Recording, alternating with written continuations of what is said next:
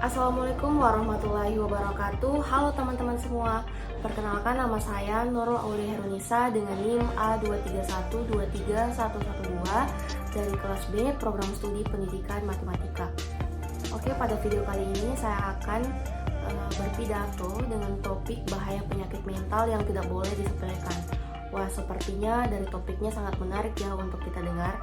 Oke, langsung saja. Saya akan berpidato dan saya harapkan teman-teman semua bisa menyaksikan pidato saya, dan jangan lupa untuk like dan komen ya.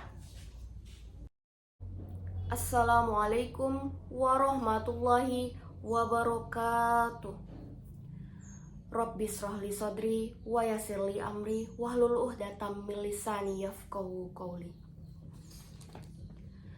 Yang saya hormati Ibu Fadila SPD MPD selaku dosen Bahasa Indonesia, serta teman-teman yang sudah meluangkan waktunya untuk menonton video pidato saya.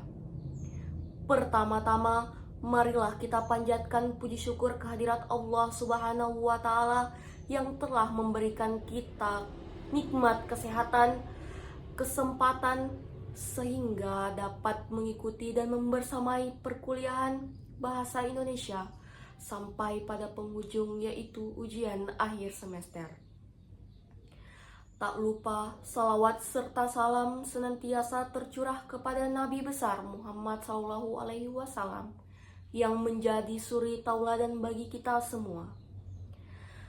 Pada kesempatan yang berharga ini, izinkan saya menyampaikan pidato tentang bahaya penyakit mental yang tidak boleh disepelekan. Kesehatan merupakan salah satu aspek terpenting dalam kehidupan kita. Namun, kesehatan bukan hanya soal fisik semata, melainkan juga mencakup kesehatan mental. Sayangnya, banyak di antara kita yang masih memandang remeh atau bahkan mengabaikan pentingnya kesehatan.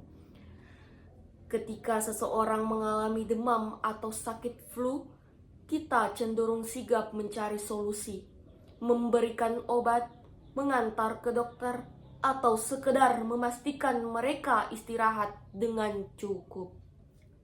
Tapi, bagaimana jika seseorang mengatakan bahwa mereka merasa tertekan, cemas berlebihan, atau kehilangan motivasi untuk hidup?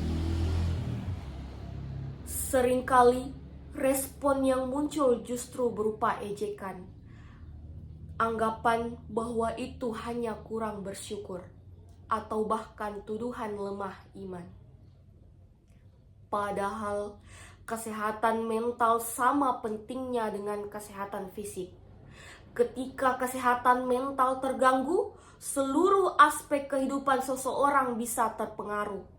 Dari cara berpikir, merasa, hingga berinteraksi dengan orang lain. Gangguan mental bukanlah sesuatu yang dianggap sepele, apalagi diabaikan. Karena ini adalah salah satu masalah yang serius yang harus kita perhatikan.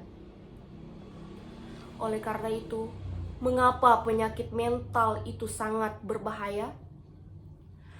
Penyakit mental dapat menimbulkan dampak serius bagi individu yang mengalaminya ataupun lingkungan sekitarnya.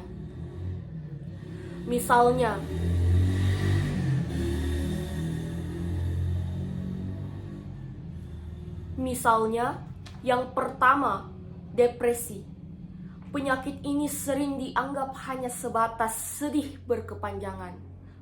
Padahal, depresi dapat membuat seseorang kehilangan harapan, mengisolasi diri, dan bahkan berujung pada tindakan ekstrim seperti bunuh diri. Mengapa penyakit mental berbahaya?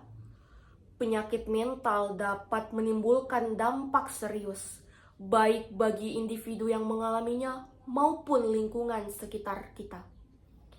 Oleh karena itu, yang pertama yang menjadi salah satu bagian dari bahaya penyakit mental yang tidak boleh disepelekan, yang pertama adalah depresi. Penyakit ini sering dianggap hanya sebatas sedih berkepanjangan. Padahal depresi dapat membuat seorang kehilangan harapan, mengisolasi diri, dan bahkan berujung pada tindakan ekstrem seperti bunuh diri. Nauzubillah min zalik. Yang kedua, gangguan kecemasan. Kecemasan yang berlebihan dapat melumpuhkan seseorang, membuat mereka takut mengambil keputusan, bahkan mengganggu aktivitas sehari-hari. Yang ketiga, gangguan bipolar. Seringkali gangguan bipolar ini kita temui di sekitar kita. Karena saya pun merasakan ketika memiliki teman yang mengidap penyakit bipolar, itu tidaklah sangat mudah untuk mereka lalui. Mereka sampai mengonsumsi obat-obatan untuk penenang diri mereka. Orang dengan gangguan ini mengalami perubahan suasana hati yang ekstrim. Dari kebahagiaan luar biasa dengan sampai kesedihan yang mendalam. Yang bisa sangat menguras energi dan mengganggu hubungan sosial. Yang keempat, skizofrenia. Ini adalah salah satu gangguan mental yang sangat kompleks, di mana penderita mungkin mengalami halusinasi, delusi, atau kesulitan membedakan antara realitas dan juga imajinasi. Dari data Organisasi Kesehatan Dunia atau WHO menunjukkan bahwa 1 dari 8 orang di dunia mengalami gangguan mental. Di Indonesia sendiri, riset kesehatan dasar tahun 2018 mengungkapkan bahwa prevalensi gangguan mental emosional di kalangan remaja terus meningkat, khususnya sejak pandemi COVID-19. Lebih mengkhawatirkan lagi, stigma sosial membuat banyak orang enggan mencari bantuan, sehingga kondisi mereka seringkali memburuk. Mengapa stigma harus kita hentikan? Stigma menjadi salah satu penghalang terbesar bagi orang dengan gangguan mental untuk mencari pertolongan. Mereka takut dianggap gila, lemah, atau kurang beriman.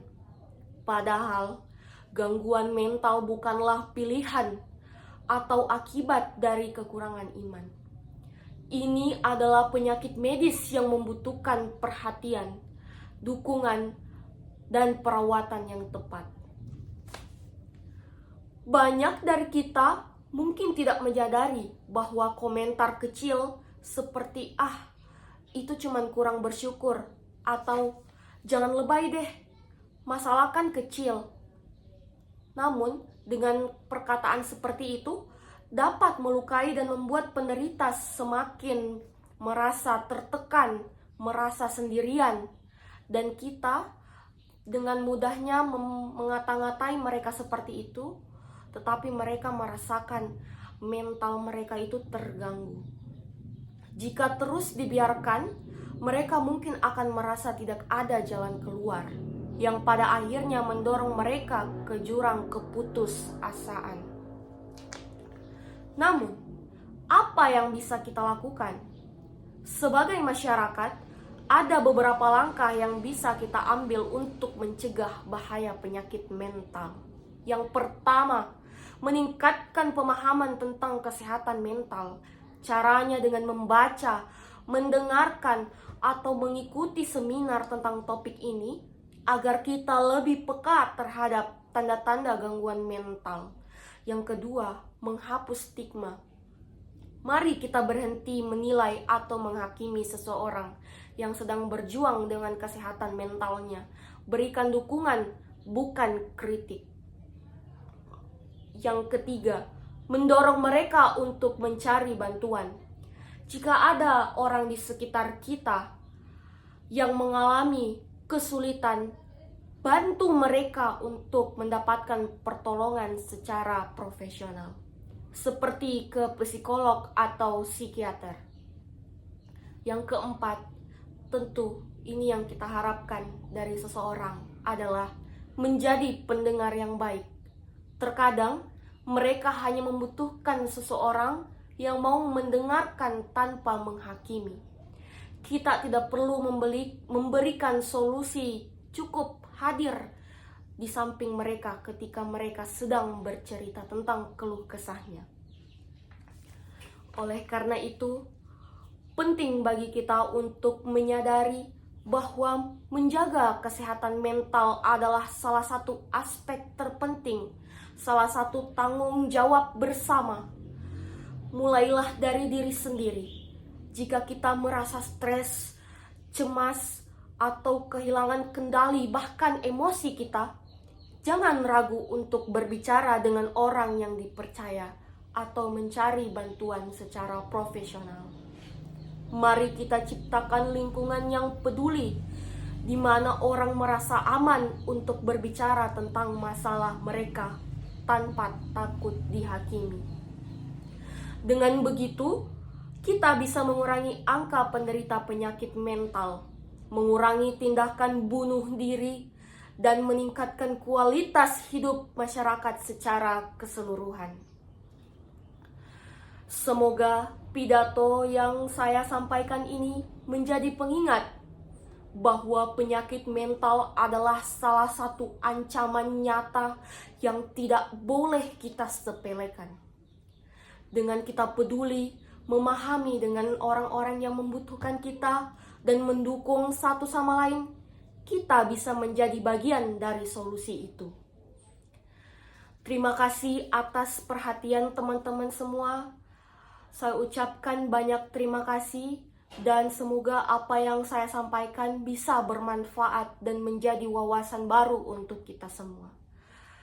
Saya ucapkan terima kasih dari saya. Wassalamualaikum warahmatullahi wabarakatuh.